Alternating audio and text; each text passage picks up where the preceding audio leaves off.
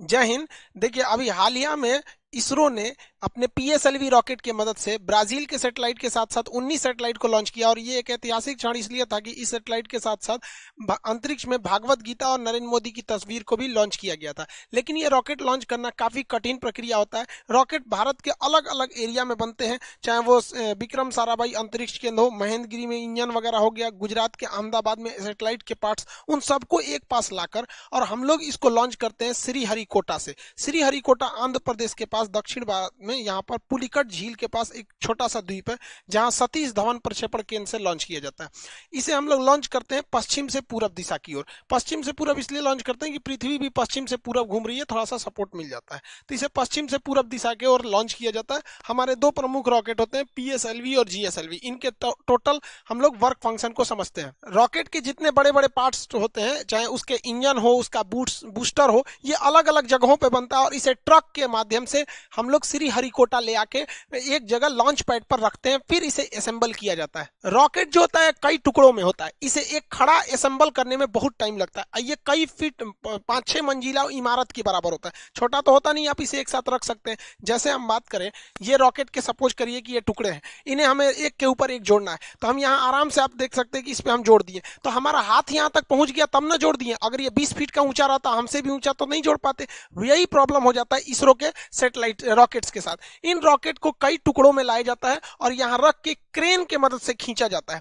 Crane के मदद से इसे उठा के और फिर इसे असेंबल किया जाता है। एक एक पार्ट, जहां आपको 4 पार्ट दिख रहा हो, 1 2 3 4, ये तो ऊपर वाला पेलोड है, तो इसको भी आप 5वां पार्ट मान सकते हैं। तो एक एक पार्ट को इस तरह से क्रेन के मदद से रखा जाता है। पहला पार्ट रखने में तो दिक्कत नहीं होता है क्योंकि हाइट कम ही रहती है, लेकिन जैसे जैसे ये ऊपर जाता है वहां तक इंजीनियर को पहुंचना, वहां से नट बोल्ट को कसना, पूरा सीधा रखना, हर चीज को जांच करना काफी दिक्कत होती है। इसलिए इसका जो असेंबली वाला यूनिट होता है ये काफी सोफिस्टिकेटेड, एकदम अत्याधुनिक होता है। जैसे यहाँ देखेंगे तो एक पार्ट को रख दिया गया है। अब यहाँ देखिएगा, यहाँ पर एक छत बना दिया गया, वो टेम्पोररी होता है, इस तरह से गिरा दीजिएगा तो ये आके गिर जाता है। अब यहाँ वाले पे इंजीनियर वगैरह अपना यहाँ पे खड़े होकर देख सकते हैं, फिर यहाँ हो सकता है। अब ये वाला जो सेकंड पार्ट जा रहा है, इसे क्रेन से खींच के इसके ऊपर रखा जाएगा। जैसे देखिए, ये फर्स्ट वाला पार्ट यहाँ रख दिया गया, इसमें से इंजीनियर हट गए। अब देखिए यहाँ पर ये लोग यहाँ पर अपना वर्क कर रहे हैं। जब ये हो जाएगा तो ये वाले छत को खोल दिया जाएगा, फिर इस छत को यहाँ पर ऐसे नीचे गिरा दिया जाएगा ताकि वो लोग काम कर सके।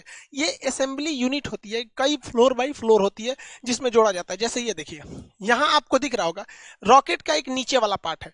कैसे? जैसे ये रॉकेट ऊपर में भी भूरा है, नीचे में भी ब्राउन कलर का है, तो ये ब्राउन वाला दिख रहा है, ये सेकंड पार्ट, एक पार्ट है जो उसके नीचे है। और ये जो फ्लोर बना है ये टेम्पोररी फ्लोर है, परमानेंट फ्लोर नहीं है, छत नहीं है। अब इसके ऊपर इसको रखा जाएगा क्रेन के मदद से, फिर ये लोग इसको अच्छे से ज्वाइंट करेंगे, फिर इसके ऊपर एक और पार्ट को रखा जाएगा। इस तरह से देखिए, एक यहाँ पार्ट है, यहाँ है, यहाँ है, यहाँ है, ऐसे करते करते जोड़ा जाता है।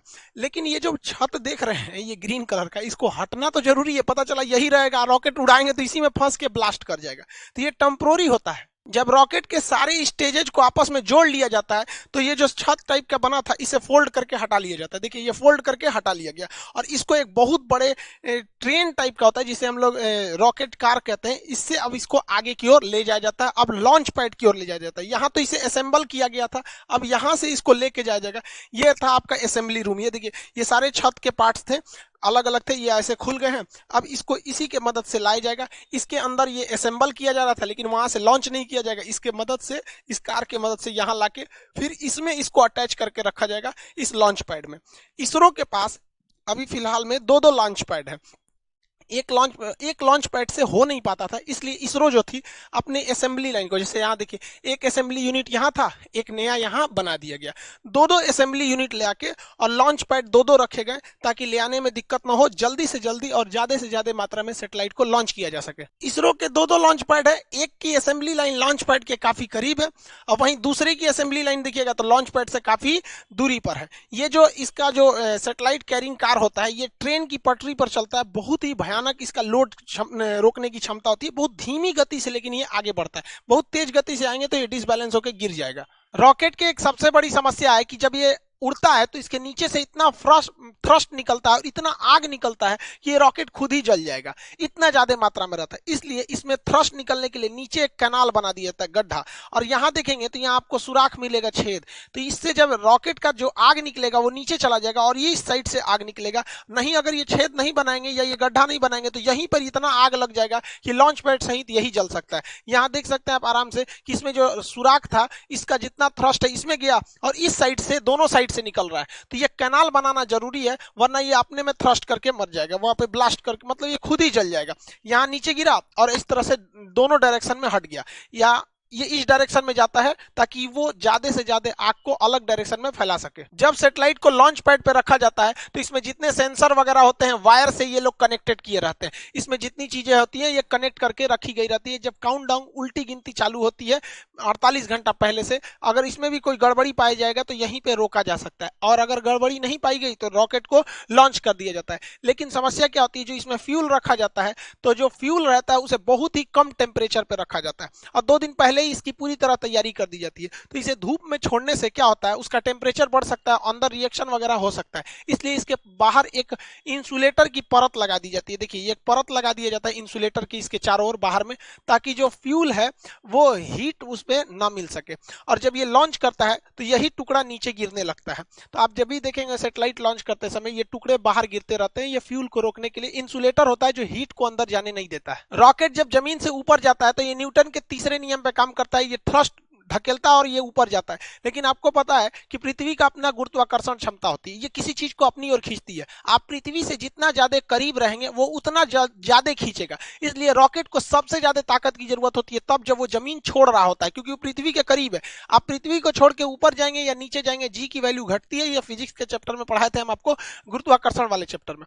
तो वहां पर यहाँ ज्यादा जरूरत है स्टार्टिंग पोजीशन पे। इसलिए रॉकेट का ये जो मेन इंजन होता है, ये मेन पार्ट, इसके अलावे इस साइड से छोटे छोटे और रॉकेट जोड़ दिए जाते हैं जिन्हें हम रॉकेट बूस्टर कहते हैं। ये 6 की संख्या में होते हैं बूस्टर। अब जो पीएसएलवी का बूस्टर है वो छोटा होता है और जीएसएलवी का बूस्टर बड़ा होता है। आगे समझाएंगे दोनों में अंतर क्या होता है। यहाँ देखिए, ये बूस्टर है, ये बूस्टर, और ये मेन रॉकेट है ऊपर। बूस्टर जो होते हैं शुरुआत में एक्स्ट्रा पावर देते हैं ताकि ये पावर बहुत तेजी से उड़ सके, और आगे जाकर बूस्टर खुल जाते हैं। फिर एक एक पार्ट भी धीरे धीरे खुलते रहता है, लास्ट में तो सैटेलाइट ही पहुंचती है। रॉकेट के ये साइड वाले जो बूस्टर होते हैं, इसके अलावा रॉकेट का 4 स्टेज देखिए, पहला, दूसरा, तीसरा, चौथा।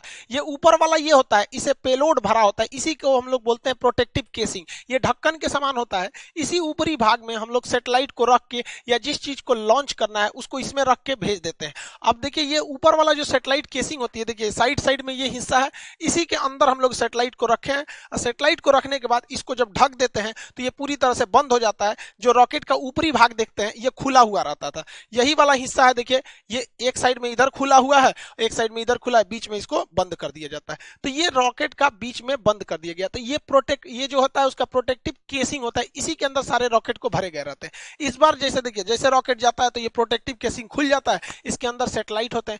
इस बार वहां पे भागवत गीता और नरेंद्र मोदी का फोटो भी भेजा गया है। नरेंद्र मोदी का फोटो इसलिए भेजा गया कि जैसे ही मोदी जी 2014 में शपथ लिए थे तब भी उन्होंने सार्क की मीटिंग में कह दिया था कि इसरो सार्क देशों के लिए एक सैटेलाइट लॉन्च करेगी। पाकिस्तान बाद में उसमें से अलग हो गया। तो मोदी जी की विजनरी में इसरो का काफी ज्यादा योगदान रहा, मतलब वो इस साइंटिफिक चीजों को काफी आगे बढ़ाते हैं। इसलिए इसरो ने इनकी तस्वीर को अंतरिक्ष में भी भेजा था। और भागवत गीता को तो शांति का एक संदेश के रूप में, कि भागवत गीता एक तरह का क्या है, मतलब कई तरह के जो सांसारिक सवाल होते हैं उनको, उनका एक उसमें जवाब एक तरह से कर लीजिए। जैसे मान के चलिए, कुछ लोग कहते हैं कि हमारा जीवन बहुत कष्टमय हो गया है, भाग साथ नहीं दे रहा है, नसीब साथ दे रहा है। उन लोगों को कहते हैं कि भाई साहब कभी फुर्सत मिले ना तो भागवत गीता में कर्ण की जीवनी पढ़ लीजिएगा। बेचारा जब से पैदा हुआ और जब तक मृत सैया पर भी लेटा था तो भी अपना दांत तोड़ के वो दंड दे दिया था। तो जो लोग को लगता है कि मेरा नसीब खराब है, तो एक बार कर्ण का देखिएगा, फिर समझ में आएगा आपका दुख कितना बड़ा और कितना छोटा है। खैर, अपने टॉपिक पे आते हैं। इस बार 28 फरवरी 2021 को इसरो ने लॉन्च किया, तो अपने साथ टोटल 19 सैटेलाइट को लॉन्च किया गया था। इसमें एक ब्राजील का बना हुआ वहां पर एमेजोनिया 1 नाम का सैटेलाइट था जो काफी महत्वपूर्ण था। इसे PSLV C51 रॉकेट से छोड़ा गया।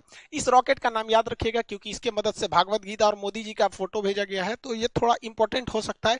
ये PSLV की 53वीं सक्सेसफुल मिशन थी। एमेजोनिया 1 ब्राजील का जो सैटेलाइट है ये पूरी तरह से ब्राजील के जंगलों पर नजर रखेगा। ब्राजील का जो जंगल होता है ये वर्षा वन होते हैं, ये टोटल दुनिया का 20% ऑक्सीजन यहीं से निकल जाता है। इतने घने जंगल होते हैं कि इसके अंदर कई बार जंगल का ऐसा एरिया है जहां सूरज की रोशनी नहीं पहुंच पाती, इतने जंगल है। लेकिन इन जंगलों की दो समस्या है। एक, इन जंगलों में बड़ी तेज आग लग जाता है जिससे जंगल खत्म होने लगते हैं, और दूसरा यह क्या है कि यहाँ पे पेड़ों की कटाई बहुत भयानक चल रही है।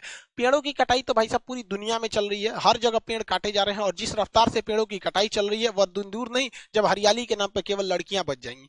तो इसके लिए जो ब्राजील है वो एमेजोनिया 1 नाम का सैटेलाइट लॉन्च कर रहा है ताकि वो अपने जंगलों पर नजर रख सके। भैया जरूरी भी है, पूरी दुनिया का फेफड़ा कहा जाता है ब्राजील के जंगलों को। इसमें 19 सैटेलाइट थे जिसमें एक एमेजोनिया 1, दूसरा महत्वपूर्ण था सिंधु नेत्र। ये भारत ने छोड़ा था। ये समुद्री क्षेत्र पर निगरानी के लिए किया गया क्योंकि घुसपैठ वगैरह न हो। आप याद कीजिए अजमल कसाब जैसे जो घुसपैठ हुए थे छोटे मोटे जहाजों से, इस वजह से वो समुद्री एरिया में किसी भी संदिग्ध जहाजों पर इस सैटेलाइट से नजर रखा जा सकता है, क्योंकि वो जो टेररिस्ट वगैरह जो घुसते हैं या स्मगलर जो ड्रग्स वगैरह का करते हैं उन्हें लगता है कि नहीं यहां से तो कोई मतलब नौसेना की जहाज नहीं है, तो कितना बेहतरीन कोऑर्डिनेशन हो जाएगा। जैसे मान के चलिए नौसेना ने कहा कि भैया इस एरिया में मेरी जहाज नहीं है, तो सैटेलाइट से उस एरिया पे ज्यादा नजर रखा जाएगा, और जिस एरिया में नौसेना अभी पेट्रोलिंग पे है तो उस एरिया के सैटेलाइट पे उतना फोकस नहीं किया जाएगा। देखिए इसरो जो है इंडियन स्पेस रिसर्च ऑर्गेनाइजेशन, इसका काम केवल है कि रॉकेट बनाओ और उसको सैटेलाइट बनाओ, दोनों को लॉन्च करो। लेकिन इसमें एक कमाई का भी जरिया हो सकता है। विदेश के लोग जो है, बहुत सैटेलाइट बनाना बहुत मुश्किल का काम नहीं है, लेकिन रॉकेट बनाना बहुत मुश्किल काम। इवन हम लोग ने अपना पहला सैटेलाइट आर्यभट्ट भारत में बना लिया था, लेकिन उसको हम लोग लॉन्च करने के लिए रूस को दिए थे और रूस ने अपने रॉकेट से उसे छोड़ा था। तो बहुत से ऐसे देश हैं जो दुनिया को कहते हैं कि भैया अमेरिका से कहते हैं, यूरोप से कहते हैं कि हमारे सैटेलाइट को छोड़ दो, तो भारत बहुत सस्ते में छोड़ देता है और भारत की सैटेलाइट काफी विश्वसनीय होती है। इसलिए इसके लिए भारत सरकार ने एक कंपनी बनाई थी, उसका नाम था एंट्रिक्स। एंट्रिक्स कॉर्पोरेशन था, 1992 में बनाई गई थी। ये कंपनी दूसरे देशों से कहती थी भैया तुम्हारा सैटेलाइट छोड़ना है, लाओ यहाँ लाओ, पैसा दो हमको दो, और ये इसरो को देती थी भैया इसको भी छोड़ दो, हम इतना पैसा दे देते हैं। लेकिन इसमें कुछ कमियां थी जिसको सुधारते हुए 2019 में न्यू स्पेस इंडिया लिमिटेड नाम की एक कंपनी ऑर्गेनाइज कर दिया गया। अब किसी को अपनी सैटेलाइट छोड़वाना है तो डायरेक्ट इसरो से बात नहीं करेगा, इससे बात कीजिए, बिजनेस वाला काम ये संभालेगी, बाकी रॉकेट सैटेलाइट बनाने का काम इसरो करेगी। एंट्रिक्स ने बहुत सारे मिशन को अंतरिक्ष में भेजा है। एंट्रिक्स ने बहुत सारे दुनिया के ग्राहकों को ढूंढ के लाया है इसरो के लिए, जिससे इसरो की बहुत मोटी कमाई हुई है। लेकिन अभी क्या है, ये न्यू स्पेस इंडिया लिमिटेड को बनाया गया। ये इसकी पहली कॉमर्शियल उड़ान थी जो ब्राजील से इन्होंने नेगोशिएशन करके लाया था। हालांकि ब्राजील चाइना से इस सैटेलाइट को छुड़वाने वाला था, लेकिन बाद में भारत ने उससे कम दाम दिया, इस वजह से उसने भारत से भी छुड़वा लिया। सैटेलाइट का ऊपर वाला जो भाग होता है ये खोखला होता है, इसे प्रोटेक्टिव केसिंग कहते हैं, ये खुल जाता है। इसी के अंदर सैटेलाइट्स को लॉन्च रखा जाता है। जो सैटेलाइट होते हैं इनके इसी के अंदर रखा जाता है। इसरो ने 2017 में इसके अंदर छोटे छोटे कुल 104 सैटेलाइट को लॉन्च किया था। इसके अंदर देखिए यहाँ पर छोटे छोटे होते हैं, तो 104 रॉकेट सैटेलाइट्स को इस पेलोड के अंदर रखा था। जब ये जाते हैं तो खुल जाते हैं और सैटेलाइट अंतरिक्ष में चले जाते हैं। 600 से 900 किलोमीटर ऊंचाई पे जाने के बाद पृथ्वी का गुरुत्वाकर्षण खत्म हो जाता है, फिर वो घूमने लगते हैं। इन सैटेलाइट को ऊर्जा यानी एनर्जी मिलती है, इन पर सोलर पैनल लगे होते हैं। इनमें सोलर पैनल से इनमें एनर्जी लगी होती है, मतलब एनर्जी ले रहते हैं ये लोग सोलर पैनल से। और इसके अंदर छोटा सा एक तो मोटर भी होता है जिससे कि ये अपने डायरेक्शन और अपने पाथ को चेंज कर सकते हैं। तो रॉकेट केवल अंतरिक्ष में जाके ये खुल जाएगा और सबको ऐसे फेंक देगा, और वहां गुरुत्वाकर्षण नहीं है तो सब इधर उधर तैरेंगे, तो 1 बाय 1 सबको अपने अपने ऑर्बिट में फिट कर दिया जाता है। रॉकेट इंजन और जेट इंजन में अंतर क्या होता है? हवाई जहाज में जेट इंजन लगा होता है, ये बाहर से ऑक्सीजन ले लेता है, जबकि अंतरिक्ष में तो ऑक्सीजन ही नहीं है। इसलिए रॉकेट इंजन उस इंजन को कहते हैं जो अपना खुद का ऑक्सीजन का सिलेंडर ले जाया जाता है। तो जिस सिलेंडर में ऑक्सीजन रहता है उसे हम ऑक्सीडाइजर कहते हैं, और जिसमें फ्यूल रहता है उसे फ्यूल टैंक कहते हैं। ये दोनों रहता है, इसे एक पास लाया जाता है पाइप के माध्यम से कंबशन चैम्बर में, और वहां पे आग लगाया जाता है। आपको पता है बिना ऑक्सीजन में फ्यूल कितना भी दे दीजिएगा, जब तक ऑक्सीडाइजर यानी ऑक्सीजन नहीं मिलाइएगा आग नहीं पकड़ेगा।